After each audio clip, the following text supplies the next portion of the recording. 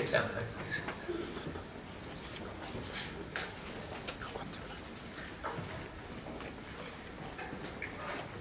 여기서 8장 6절로 13절까지를 공부하겠습니다.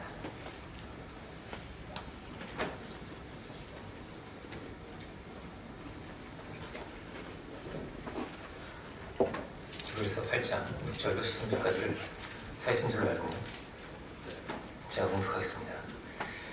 그러나 이제 그가 더 아름다운 직분을 얻으셨으니 이는 더 좋은 약속으로 세우신 더 좋은 언약의 중보시라. 저 첫 언약이 무흠하였다면 둘째 것을 요구할 일이 없었으려니와 저희가 허물에 이르시되 주께서 가라사대 불지어다 날이 이르리니 내가 이스라엘 집과 유다 집으로 새 언약을 세우리라. 또 주께서 가라사대 내가 저희 열조들의 손을 잡고 애굽 땅에서 인도하여 내던 날에 저희가 세운 언약과 같지 아니하도다. 저희는 내 언약 안에 머물렀지 아니하므로 내가 저희를 돌아보지 아니하노라. 또 주께서 가라사대 그날 후에 내가 이스라엘 집으로 세울 언약이 이것이니 내 법을 저희 생각에 두고 저희 마음에 이것을 기록하리라. 나는 저희에게 하나님이 되고 저희는 내게 백성이 되리라. 또 각각 자기 나라 사람과 각각 자기 형제를 가르쳐 이르기를 주를 알라 하지 아니할 것은 저희가 작은 자로부터 큰 자까지 나를 알미니라. 내가 저희 불의를 긍휼히 여기고 다시 저희 죄를 다시 기억하지 아니하리라 하셨느니라. 새 언약이라 말씀하셨으니 첫 것은 나가지게 하신 것이니 나가지고 새하는 것은 없어져가는 것이니라. 아멘. 말씀의 제목은 더 좋은 언약 이런 제목입니다. 유대인들은 무엇을 가까이 하고 살았냐면 늘 유대인들은 제사를 드렸는데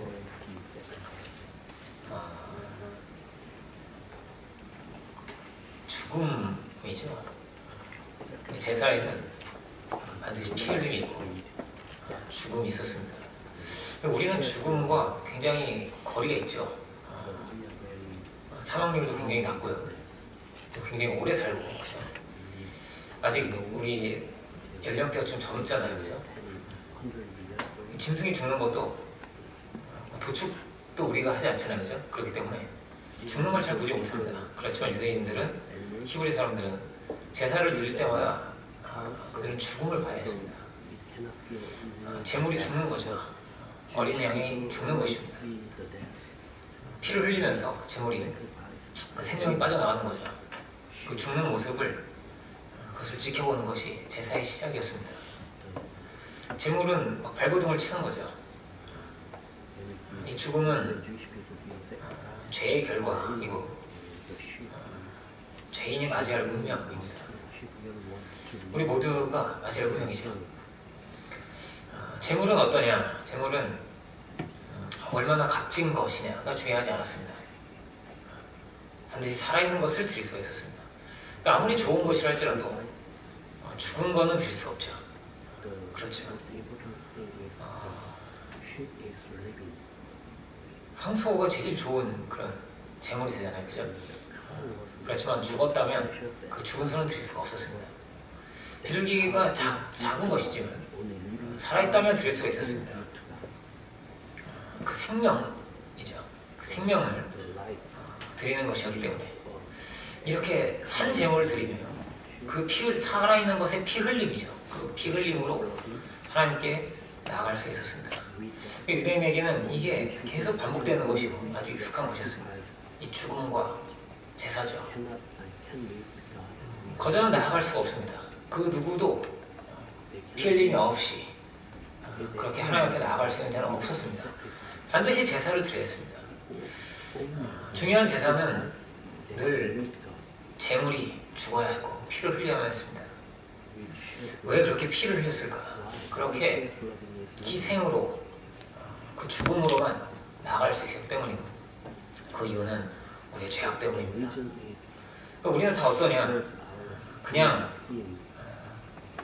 희생 없이, 제물 없이는 우리가 나아갈 수가 없는 자들입니다.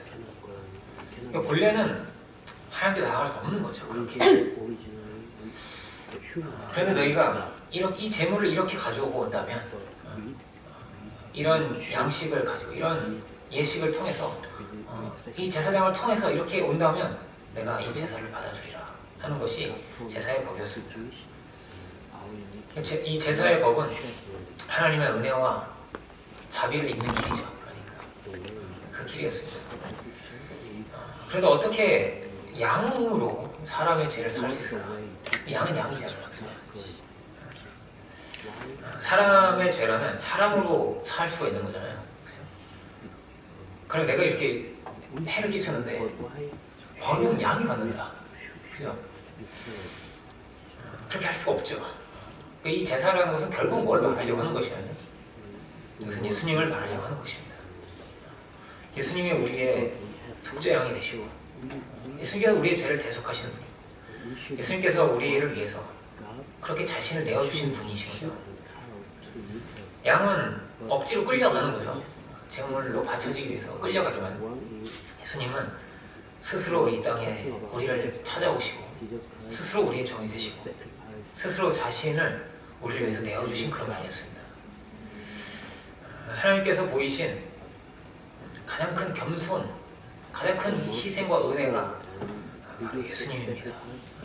하나님 세상을 이처럼 사랑하셔서 독생자를 주셨다. 이렇게 우리를 사랑하셔서 주셨다. 그 큰 사랑이, 그 은혜가 예수님을 통해서 우리에게 이렇게 드러난 것입니다. 믿음으로 우리는 그 희생을, 그 은혜를 우리가 믿음으로 받아들이는 거죠. 이것이 믿음입니다. 그 은혜를 믿음으로 누리고 사는 것이고 그 모든 것이 믿음으로 나의 것이 되는 것입니다. 믿는 자는 깨끗함을 얻고 믿는 자는 새로워지고 믿는 자는 자유함을 얻게 되는 것입니다. 믿는 자는 다른 것입니다. 주의 은혜 가운데 있는 것이죠. 고아가 아닙니다. 믿는 자는 주님과 연합된 자이고 믿는 자는 주님께서 잡고 있는 그런 사람입니다. 이 세상에 그냥 던져져서 그냥 죽음을 향해서 가는 것이 아니고 주님께서 함께 하시는 사람들인 거죠. 죽음은 어떤 시간이냐? 죽음은 어떤 권력이나 어떤 명예로도 어떻게 막을 수가 없고 피할 수 있는 방법이 없습니다. 그러니까 모든 것을 다 내려놓고 이제 홀로 가는 길이에요. 죽음을 향해서 그렇게 가게 됩니다. 기쁨도 나눌 수 있고 슬픔도 나눌 수가 있는데 죽음은 이건 어떻게 할 수 있는 방법이 없습니다. 하나님을 믿지 않는다면 하나님께서 붙들고 계시지 않다면 이 시간은 가장 외로운 시간이 아닐까요? 가장 두려운 시간이고 가장 고통스러운 그런 시간인 것입니다. 우리는 그리스도 안에, 믿음 안에 갈 수 있기를 원합니다. 생명의 모든 것이 사실은 다 이렇게 주님께 달려 있습니다. 우리는 이 생명에 있어서 죽음이라는 것에 있어서는 우리가 어떻게 할 수 있는 방법이 없습니다. 주님이 우리를 찾아오신 것이고 주님이 죽음의 권세를 이기신 것입니다.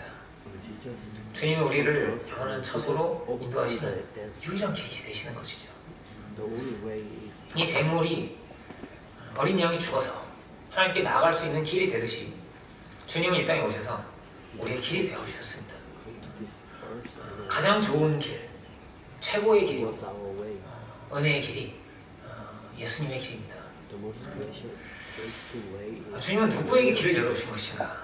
어떤 이들에게 길을 열어주신 것인가? 의인이 아니라 죄인들이었습니다. 예수님을 배신하고 도망치고 예수님은 그럼에도 불구하고 그들을 사랑하시고 그들에게 은혜를 베풀어 주셨습니다. 그 예수님의 은혜, 하나님의 그 자비하심을 우리가 다 할 수가 없죠. 마치 하늘이 땅보다 높은 것 같습니다. 그 크신 은혜로 우리를 찾으시고 우리를 돌이키시고 우리를 깨끗하게 하신 것이죠. 신앙에 있어서는 늘 뭐가 우선되냐면요, 하나님의 은혜가 우선됩니다. 하나님께서 창조하신 것이고 하나님께서 아브라함을 부르시고 하나님께서 이스라엘 백성들을 부르셨습니다. 그들이 준비돼서 그들이 의로와서가 아니라 하나님이 그 정권으로서 그 능력으로서 그렇게 은혜를 베푸신 것입니다. 늘 뭐라고요? 은혜가 우선됩니다. 은혜가 우선이 됩니다. 우리가 지켜야 될 것이 있고 우리가 행해야 될 것도 물론 있습니다. 그런데 그것은 늘 나중입니다. 성경은 늘 그렇게 되어 있습니다. 먼저 하나님께서 구원을 하신 것입니다. 10가지 재앙으로 확 심판을 하셨어요. 심판하시고 그 중에 마지막 재앙이 죽는 거였습니다. 장자가 이 죽음의 재앙에서 하나님께서 우리를 건지신 것입니다. 어린 양의 피로 우리를 건지시고 홍해를 여셔서 애굽의 그 병거들을 다 이렇게 수장시키시고 이것은 시편을 보면 사단의 권세를 멸하신 것으로 비유되어 있습니다. 사단의 권세를 그렇게 다 멸하시고 그 능력과 그 은혜를 우리에게 베풀어 주신 것이죠. 율법은 그 다음에 주어집니다. 너 이거 이렇게 지켜라. 이것을 행해라.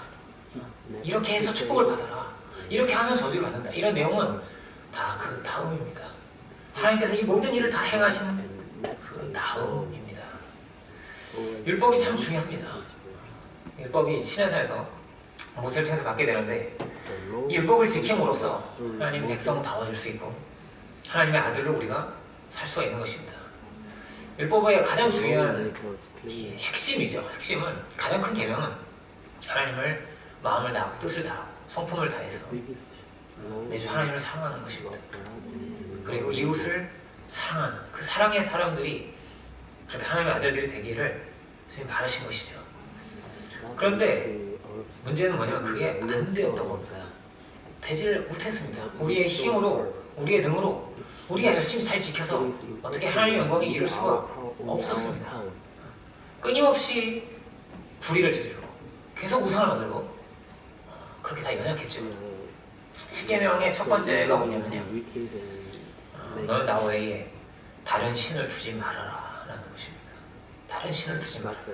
1번은 다른 신을 두지 말아라. 두 번째는 뭐냐면 그 우상을 만들거나 그것을 숭배하지 말아라 이런 것입니다. 다른 신을 섬기지 말고 이 우상을 다 말하는 것입니다. 늘 문제는 성경을 다 읽어보면요, 늘 문제가 어디냐면 우상을 섬기는 데 있었습니다. 우상을 섬기는 데 있었습니다. 하나님은 그 은혜를 저버리고 자꾸 우상을 따라간 거예요. 이스라엘 백성들이. 우상을 섬긴다는 것은 하나님을 섬기는 것과는 매우 다른 것입니다. 우상은 중심에 누가 있냐면 내가 있는 거죠. 내가 고용을 하는 겁니다. 내 목적과 내 수단, 내 목적을 이루기 위해서 수단이 되는 거죠. 뭐 이렇게 굿을 해가지고 뭐 이 재물을 들여가지고 내가 이걸 이루고 싶으니까 들어달라는 거예요. 이렇게. 그것이 우상입니다. 내 중심이죠. 내가 중심이 돼서 내 목적을 이루게 하기 위해서 고용하는 것이 우상입니다. 내가 잘 돼야겠다. 내가 성공해야겠다. 내가 화목해야겠다. 뭐 이런 것이죠. 믿음은 뭐냐면 하나님을 믿는다는 것은 믿음은 듣는 것입니다. 하나님께서 말씀하시고 우리는 하나님의 말씀을 듣는 것입니다. 듣고 순종하는 것이 바로 믿음입니다.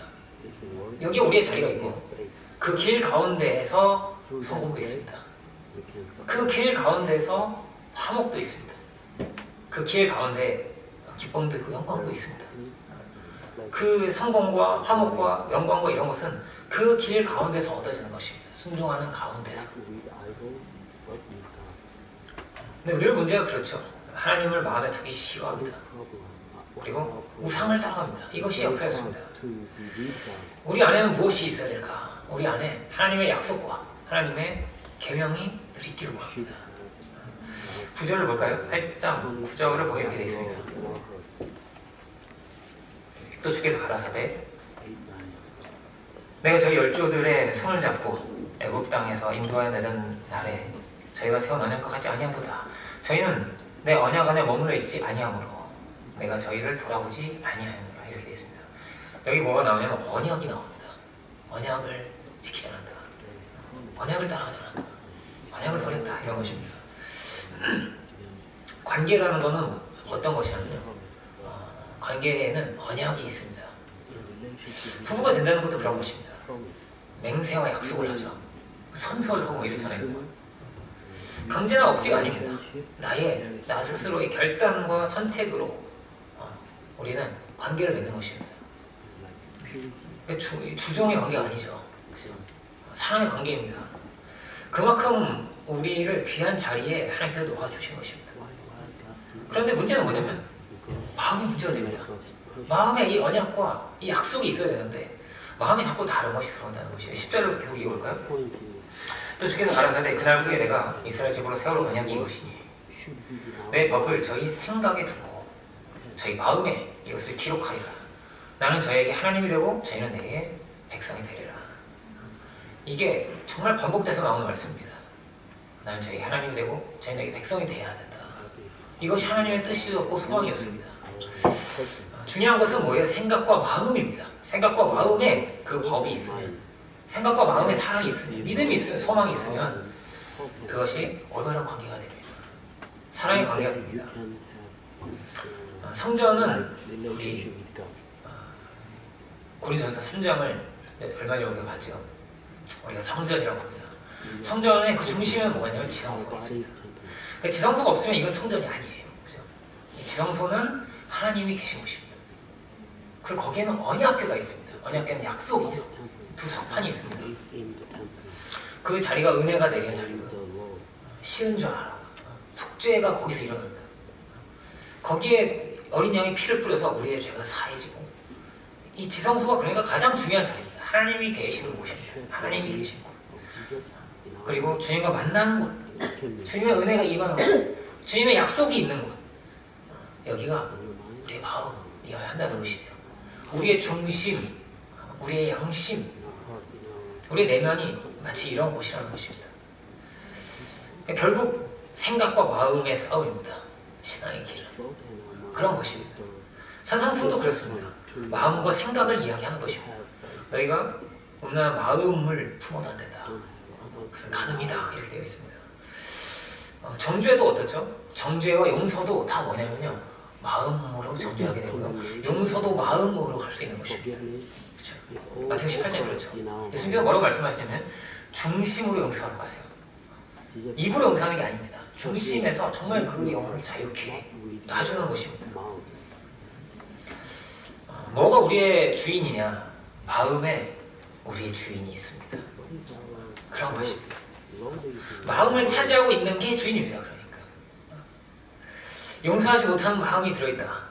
그럼 그는 미움과 복수에 이끌려 살아갈 것입니다. 그게 그의 주인입니다. 어떤 사람은 정욕이고, 어떤 사람은 재물욕이고, 어떤 사람은 명예욕입니다. 이게 마음을 차지하고 있고 이것이 그를 이끌고 갑니다. 그러면 그것이 그의 주인입니다. 마음에 있는 것이 있습니다. 바로 이게 우상이다라는 것이죠. 그 중지 지성소에 이상한 게 들어있는 거예요. 그렇죠? 다른 것이 들어온다면 이것은 우상이 되는 것입니다. 그러면 이 성전은 성전이 더 이상 아니죠. 우상을 숭배하는 신당이 됩니다. 그러면 그 존재는 무너지게 됩니다. 우리는 하나님의 형상으로, 하나님의 존귀한 성전으로 우리가 지으심을 받았기 때문이죠. 반드시 죄악에 치우쳐 가게 됩니다. 이것이 로마서 1장이 이야기하는 것입니다. 하나님을 마음에 두기 싫어하고 그 모든 결과들이 이렇게 드러나게 된다는 것입니다. 죄악에 치우쳐 가게 된다. 하나님과 아무 상관없는 길을 가게 된다는 것이죠. 물론 율법에도 하나님의 은혜가 드러납니다. 그렇지만 이 구약만으로 우리가 하나님과 온전한 관계, 이 온전한 사랑의 세계를 이루지를 못했습니다. 예수님을 만나는 것은 어떤 것인가? 앞에서 우리가 제가 공부를 했지만 예수님은 하나님의 사랑으로 오셨습니다. 하나님의 세상을 이처럼 사랑하사 그 독생자를 우리에게 주신 것입니다. 그 은혜와 사랑을 만나는 것이죠. 사랑은 머리로 만나는 게 아닙니다. 사랑은 마음으로 만나는 거죠. 예배도 마음으로 드릴 수 있는 예배가 되기 원합니다. 의식이 된다면 이것은 아무 의미가 없습니다. 마음을 열고 마음을 통하는 거죠. 찬양도 마찬가지입니다. 소리를 내는 것이 아니라 마음을 담고 그 모든 시간을 통해서 은혜를 받는 거죠. 이게 받고 주고받는 것을 하는 것입니다. 하나님과 나의 마음과 나의 중심을 드리는 것이 예배가 되고, 또한 이것이 우리의 삶이 되기를 원합니다. 주님은 이렇게도 말씀하십니다. 먼저 화해를 하고 하라. 화해를 하고 하나님께 나아가라. 그렇게 말씀을 하십니다. 너의 중심에 분노가 있다면, 너의 중심에 미움이 있다면, 원수됨이 있다면 어떻게 제사를 드릴 수가 있느냐 하시는 것이죠. 화해를 먼저 하는 것입니다. 그렇습니다. 중심에 무엇이 있느냐? 그러면 중심에 우상이 있으면 어떨까요? 우상은 버려야 됩니다. 그래야 예배가 진정한 예배가 될 수 있는 것입니다. 그러니까 회개는 뭐냐? 회개는 다르게 말하면 그것은 우상을 버리는 것이라고 할 수 있습니다. 나의 고집을 버리고 내 안에 있는 용서하지 못하는 마음과 욕심과 이 원망과 이런 것을 버려야 된다는 것입니다. 버려야만 살 수가 있습니다. 이것을 알아야 됩니다. 버려야만 살 수가 있습니다. 이것을 가지고 가면 반드시 불순종하게 됩니다. 우상이 들어가 있습니다. 하나님께는 반드시 불순종하게 됩니다. 그리고 분명히 그렇게 망하게 됩니다. 그래서 버려야 됩니다. 10가지 재앙이 뭐냐면요, 하나님을 믿지 않는 자들이죠. 외국 백성들이 우상을 섬기는 자들이 맞이하는 운명입니다. 그 10가지 재앙을 그렇게 다 받은 것입니다. 하나님의 반대편에 선 자들이 당하는 것입니다. 그 끝 다 잃어버리는 거예요. 다 이것도 잃어버리고 저것도 잃어버리고 그 끝은 죽음이다라는 것이죠. 시간을 잃어버리고 젊음을 잃어버리고 다 잃어버리고 그 끝은 죽음입니다. 로마 3장에 그런 말씀이 있죠. 파멸의 길이, 멸망과 고생이 그의 길이 있다. 그렇습니다. 근데 우리가 우상을 섬기면 어떻게 될까요? 이 모든 저주는 동일하게 우리에게도 임하게 됩니다. 모든 것을 잃어버리게 되는 것입니다. 이것이 이스라엘 역사를 통해서 우리가 보는 것입니다. 이방 사람들이 당할 저주를 이스라엘 백성들이 다 당하게 됩니다. 그리고 다 포로로 잡혀가고요, 말할 수 없이 처참한 이런 것들을 다 겪게 됩니다. 그의 자식들은 다 이방 사람과 혼인하고 짝을 맺고 다 터져버리고, 정말 얼마 남지 않은 사람들이, 그래도 믿음을 지킨 사람들이 소수가 모여서 다시 성전을 짓게 됩니다. 이스라엘은 어떻게 갔는가? 이스라엘은 이 첫 언약에서 실패합니다. 실패해서 다 잃어버리고, 그 아름다운 성전도 다 잃어버리고, 나중에 재건을 했는데 해도요, 그 뭐 원로들이 막 울어요. 막 엉엉 울어요. 왜냐면 옛날 그 솔로몬 성전하고 너무 비교가 돼가지고 너무 슬퍼서 막 울어요. 그 영화는 당연히 피할 수 없죠. 재건을 해도 그렇습니다. 다 잃고 포로가 됩니다. 다른 게 아닙니다. 우상 때문에, 우상을 섬겨서 다 잃어버렸습니다. 모든 걸. 이스라엘 백성들이 계속 원망을 쏟아내고 불평을 쏟아내고 완악해집니다. 왜 그럴까요? 다른 게 아닙니다. 그 안에 우상이 있어서 그렇습니다. 마라의 쓴 물과 같이 쓴 물이 계속 나오는 거예요. 중심에 선한 것이 없고 중심에 온전한 것이 없어서 그렇습니다. 그래서 결국은 자기 중심이죠. 결국은 우상을 쫓게 되죠. 예수의 제자들도 그랬습니다. 예수의 제자들도 결국에 나온 게 뭐냐면 칼이죠. 칼이 나온다고. 그리고 마지막 자리까지 제자들이 어떻게 싸우죠. 자기가 서로 높다고 싸우죠. 예수님이 오실 때 주님 영광 받으실 때 자기가 하나는 좌편에 하나는 우편에 제가 안고 싶습니다. 이렇게 그 어머니가 저 와서 그렇게 얘기하죠. 세배대 어머니가 와서 그렇게 앉게 해달라고 예수님께 부탁을 하고 하니까 다른 제자들 박수를 치지 않죠. 분이 가득합니다. 그 분이 막 일어나요. 기분이 나쁜 거예요. 왜? 내가 거기 앉아야 되는데 내가 거기 앉아야 돼. 이런 마음이라 막 기분이 나빠졌습니다. 다 뭐냐면 내가 높아져야 된다는 거예요. 복음이 높아지고 하나님의 영광이 드러나는 것이 아니라 내가 그 자리에 앉겠다라는 것이죠. 그 자리에 앉고 싶어 했던 사람이 있습니다. 아, 사람이 아니죠. 천사가 있었습니다. 이사야서에 나오죠. 그 자리에, 그 묵별 높은 곳에 그 보좌에 내가 앉으려고 했던 적이 있었습니다. 그 높아지려고 하는 마음이 중심에 있었기 때문에 선의 열매를 낼 수가 없는 것이죠. 예수님은 어떤 분이냐? 예수님은 늘 하나님의 뜻이 중심이었습니다. 늘 복음이 중심입니다. 마태복음 20장 한번 볼까요? 본문을 접어놓고 히브리서 8장과 본문을 접어놓고 마태복음 한번 봅시다. 20장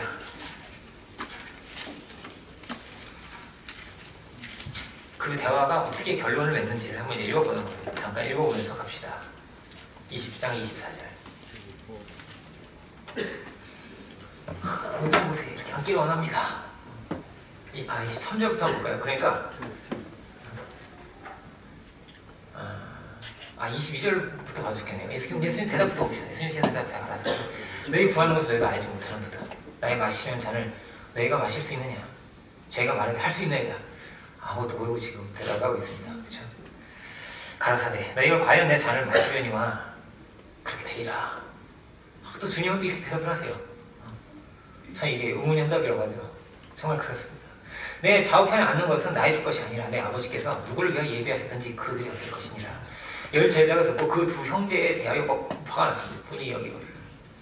예수께서 제자들을 불러 이렇게 말씀을 하십니다. 이방인의 집권자들이 저희를 임의로 주관하고 그 대인들이 저희 권세를 부린 줄 너희가 알거니와 너희 중에는 그렇지 아니하니 너희 중에 누구든지 크고자 하는 자는 너희를 섬기는 자고 너희 중에 누구든지 으뜸이 되고자 하는 자는 너희 종이 되어야 하리라.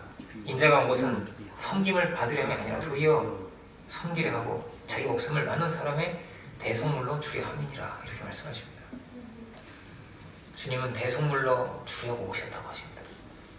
높임을 받으시고 영광을 받으실 분이신데 이것이 주님이 하실 일, 나는 그 뜻을 이루러 왔다 하십니다. 주님은 대속물이 되셔서 이렇게 희생하시고 낮아지셔서 정말로 이 역사를 변화시키십니다 낮아지셔서 높아지시고 그렇게 가장 존귀해지신 분이 되었습니다. 제자들은 여기서 높아지길 원했던 이 제자들은 사실 다 도망쳤습니다. 다 도망쳤어요. 우리를 위해서 이런 제자들이죠. 사실. 이런 제자들을 위해서 주님이 죽으셨습니다. 이런 제자들을 위해서, 이런 우리를 위해서, 그 도망친 자들을 위해서 주님은 그 사랑을 드러내셨습니다. 이 복음이죠. 복음은 그렇습니다. 주님이 그 십자가의 길을 가셨다. 주님이 죽으셨다. 주님이 부활하셨다. 주님이 승리하셨다. 주님이 다 이루셨다라는 것입니다. 그리고 내가 이들에게 나의 영을 주겠다. 그들의 마음 속에서부터 내가 변화시키겠다. 심령으로부터 새롭게 된다는 이것의 말씀이 있는데 새 사람이 되게 하겠다. 이전의 사람, 더 높아지기 원하는 사람, 연약한 사람, 도망치는 사람이 아니라 내가 새 사람이 되게 하겠고 새 사람으로 살게 하겠다. 주님이 그렇게 말씀하십니다. 이것이 성령을 받는 거죠. 성령을 받고 이들은 다 변화됩니다. 그래서 새 사람을 있게 됩니다. 중심으로부터 변화가 일어나는 거죠. 주의 베푸신 은혜, 복음은 그런 것입니다. 우리는 이렇게 죄인이었다라는 거예요. 우리는 이런 자들이었다. 우리의 은은 이렇게 없었다라는 것입니다. 구원은 오로지 주의 은혜였습니다. 주님의 베푸신 은혜입니다. 주님의 행하신 일이었습니다. 우리는 다 죽음의 길 가운데 있었습니다. 아무도 의인이 없고 아무도 산자가 없었습니다. 누가 의인이었냐? 주님이 의인이었습니다. 주님을 재판하는 자들이 아니라 주님이 의인이었죠. 빌라도나 제사장이 아니었습니다. 그들은 영원히 수치스러운 자리에 함께 되었습니다. 그들의 의와 그들이 쌓아왔던 모든 것이 다 산산이 흩어져 버렸습니다. 깨어져 버렸습니다. 누가 산자인가? 예수님이 산자입니다. 예수님을 죽이는 자들이 아니라 예수님이 산자셨습니다. 주님이 영원한 생명의 주님이시구나. 이것을 우리가 이 복음서를 통해서 발견하는 것입니다. 이들이 다 심판을 받습니다. 다 부끄러워졌습니다. 모두가 다 심판을 받습니다. 그리고 그 안에 우리도 있습니다. 베드로 안에, 유다 안에, 제사장과 빌라도 안에, 책임을 회피하고 손을 씻는 그 사람 안에 우리가 있습니다. 우리는 다 죄인이었고 우리는 다 그렇게 죽은 자들이었습니다. 다 그렇게 우상을 섬기고 죽음의 길을 따라가는 자들이었습니다. 생명이 어디 있냐? 생명은 주님께 있었습니다. 주님께. 이 세상 모든 것이 다 이렇게 헛것이었습니다. 사도는 배설물같이 여기다 봅니다. 무엇이 가장 귀한 것인가? 주 예수보다 더 귀한 것이 없습니다. 가장 귀하신 분입니다. 그 주님의 희생, 그 주님의 은혜를 우리가 믿음으로 받아들이는 것입니다. 전에 그런 얘기 했는데 그 무엇과도 예수님은 바꿀 수가 없는 것입니다. 하나님이 그렇게 보시는 거예요. 가장 귀한 것으로, 가장 귀하신 것으로. 이 노아의 이 방주에 탄 8명의 사람 있죠. 8명의 사람과 홍수에 다 쓸려 죽은 사람을 저울에 달아보자. 누가 더 무거운 것입니까? 그 8명이 더 무거운 것입니다. 소돔과 고모라에 한 큰 성이 있고 의인 10명 있어요. 저울에 달아보자. 누가 더 무거운 것입니까? 의인 10명이 더 무겁다는 것입니다. 그럼 이 지구와 예수님을 달아보자. 누가 더 무겁습니까? 예수님이 더 무거운 것입니다. 가장 귀하신, 왜냐하면 그 안에만 생명이 있기 때문입니다. 그 안에만 구원이 있고 그 안에만 능력이 있기 때문입니다. 우리는 다 죄인이었습니다. 이 세상의 모든 것이 다 그렇게 헛것입니다. 다 헛것이 되게 하셨다. 고린도서가 그렇게 말하고 있습니다. 그 주님의 희생이죠. 그 고귀한 희생을 우리가 마음으로, 그 사랑을 마음으로 믿는 자, 받아들이는 자, 이것은 그런 찬양 있잖아요. 서렌더라고, 서렌더. 항복한다. 그 사랑을 받아들이는 자, 나에게 모든 것을 내려놓고 그 은혜를 받아들이는 자, 그에게 주께서 성령을 주신다고 되어 있습니다. 성령을 주신다. 그에게는 새로운 것이 보이기 시작합니다. 그에게는 다른 것이 보입니다. 이런 사랑으로 나를 사랑하셨구나. 이런 은혜로 나를 대하셨구나. 성경이요, 다 달라집니다. 성경이 한 구절 한 구절이 살아있고 운동력 있고 정말 다르게 보입니다. 그런 것입니다. 세상이 다 달라집니다. 이런 은혜로, 이런 사랑으로 이 천지를 지으셨구나. 나에게 이런 것을 예비해 주셨구나. 다 해석이 됩니다. 자기의 과거도 모든 것이 해석이 되는 것입니다. 마음이 다르기 때문이죠. 중심이 다르고 하나님이 계시면 모든 것이 달라집니다.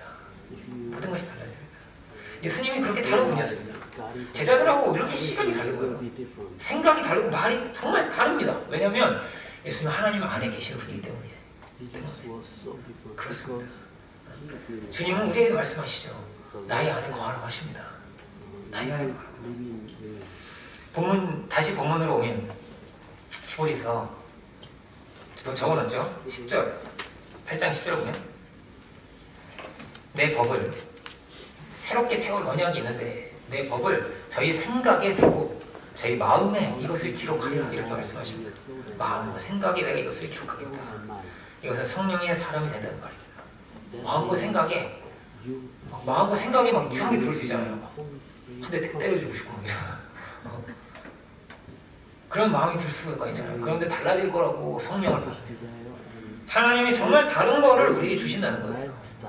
원래라면 그렇게 갈 수가 없어요. 이제까지 왔던 길, 그럴 수 있거든요. 어떤 사람 상처받았고, 어떤 사람 과거가 이렇고, 버림받았고. 그런데 하나님은 새롭게 하십니다. 하나님이 능력을 베푸십니다. 성령의 사람은 성령의 다른 결실을 맺히게 되는 것입니다. 갈라디아서 5장에 나오죠. 고린도서 13에 사랑의 장도 있습니다. 사랑은 오래 참고, 사랑은 온유하며. 우리는 오래 참지 못합니다. 확 쉽게 강팍해집니다. 그런데 성령께서 그렇게 좋은 열매를 맺게 하십니다. 그렇다는 것입니다. 무엇이 바뀐 거냐? 다른 게 아니고요. 중심이 바뀌었습니다. 중심에 하나님을 모셨습니다. 그러면 모든 것이 달라지는 것입니다. 마음의 주인이 하나님이 되시기 때문이죠. 그러면 모든 축복과 은혜와 권세가 임하게 됩니다. 그에게 마음과 생각이 다 달라집니다. 우리 말에 이런 말이 있습니다. 참 이 한국 표현에 사로잡힌다는 거예요. 생각에 사로잡힌다 이런 말이 있고, 정욕에 사로잡히고, 미움에 사로잡히고, 욕심에 사로잡히면 노예가 되는데, 포로가 되는 건데. 하나님께서 이렇게도 말씀하십니다. 너희가 가나안에 가면은 잘 살게 될 건데, 잘 살게 돼도 나를 잊지 말아라. 이 말은 돈에 사로잡히지 마 이런 말입니다. 우리가 사로잡혀서 안 된다는 것입니다. 우상을 버려야 되고, 그리고 다른 것에도 사로잡히면 안 됩니다. 예수님께서 병든 자를 고치십니다. 귀신 들린 자도 귀신을 내쫓아 주십니다. 다른 이야기 아닙니다. 병에 사로잡혀 있는 거죠. 귀신에 사로잡혀서 자유가 없는 사람들을 주께서 자유케 하십니다. 그 병마로부터 고치십니다. 주님께서 하시는 일이고 이것이 주님의 능력입니다. 주의 영이 계신 곳에 자유함이 있다고 하는데 이 주님 말씀이죠. 고린도전서 말씀이죠. 자, 무엇이 자유한 것인가? 어떻게 주의 영이 계신 곳에 자유함이 있습니까? 주님께 사로잡히는 길입니다. 주님께 사로잡히면 그가 자유한 자유.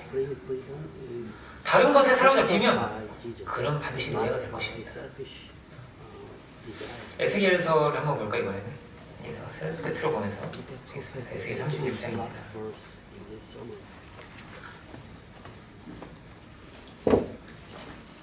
에스겔 36장.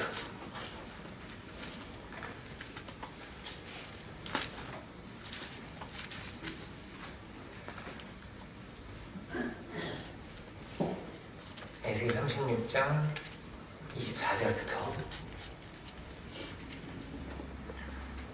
보겠습니다. 36장 24절부터 28절까지를 제가 보도록 하겠습니다. 제가 가지고 있는 구약 1209페이지네요.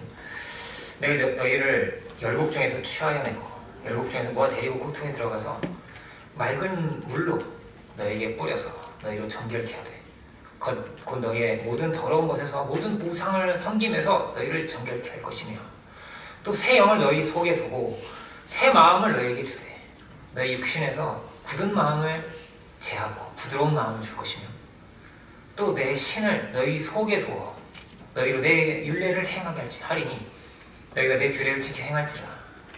내가 너희 열조에게 준 땅에서 너희가 거하여 내 백성이 되고 나는 너희 하나님이 되리라. 아멘. 이렇게 되어 있습니다. 새 마음을 줄 것이다. 부드러운 마음, 이렇게 써 있습니다. 굳은 마음을 제하고 부드러운 마음을 너에게 26절 끝에 그렇게 되어 있죠. 부드러운 마음을 줄 것이다. 마음으로 율법을 지켜야 되고 주의 성신을 모시고 살아가게 된다. 마음으로라는 것은 그런 것입니다. 억지로가 아니고 마음으로죠. 억지가 아니고 마음입니다. 이것이 성령의 역사다 하는 것입니다. 우상은 다 깨어지리라. 하나님을 모시고 그 은혜에 이끌리어 살아가리라 하는 것입니다. 어떻게 성령을 받나? 주의 신을 모시고 어떻게 우상을 섬김에서 정결케 하신다. 예수님의 십자가가 그런 자리입니다. 모든 원수의 세력이 결박되고 마귀의 괴계가 다 깨어진 자리가 바로 십자가입니다. 주의 승리가 드러난 자리입니다.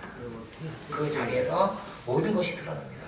얼마나 인간의 의가 헛된 것인지, 인간이 추구하는 모든 것이 얼마나 다약한 것인지 다 드러나게 됩니다.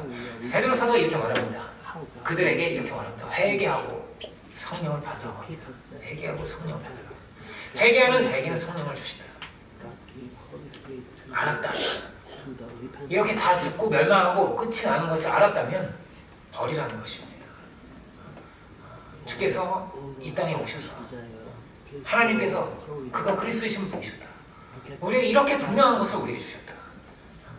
겉된 것을 버리라는 것입니다. 그리고 주를 믿으라는 것이죠. 주님을 의지하면, 주님을 믿으면 그는 구원을 얻는다. 주의 이름을 부르는 자는 구원을 얻는다는 것입니다.